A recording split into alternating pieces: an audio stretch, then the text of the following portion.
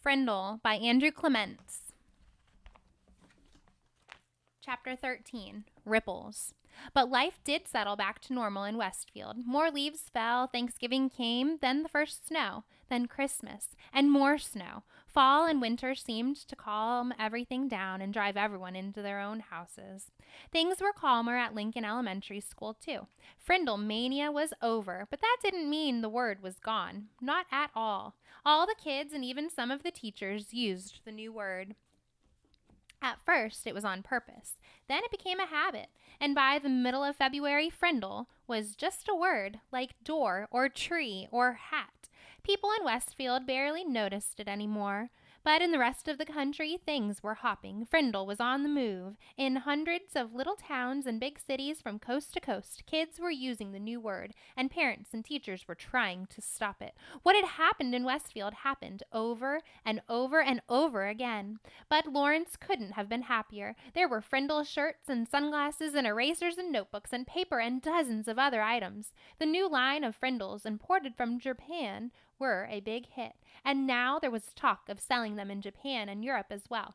The checks that went into Nick's trust fund got bigger and bigger. Bud opened his own factory in Westfield to make Frindle baseball caps, which created jobs for 22 people. And in March, the town council voted to put up a little sign on the post below the town's name along Route 302. It said, "Home of the original Frindle." And Mrs. Granger, she seemed to have given up, or perhaps she had been ordered to. No one knew. Her poster about the forbidden word had quietly disappeared from the bulletin board, and kids were not staying after school writing sentences anymore. It was business as usual, except for one thing.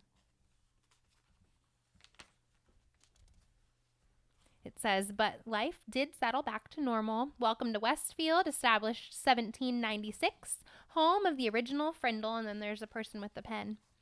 Everyone in 5th grade got at least one word wrong on his or her spelling test each week. Every week, the first word at the top of Mrs. Granger's list was pen. And each Friday during the spelling test, every kid spelled it Frindle.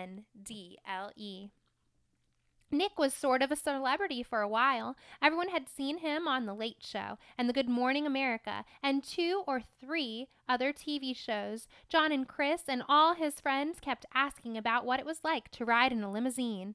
After a week or two, though, it was old news, and everyone seemed to forget it and move on. The only person who couldn't quite forget about everything was Nick.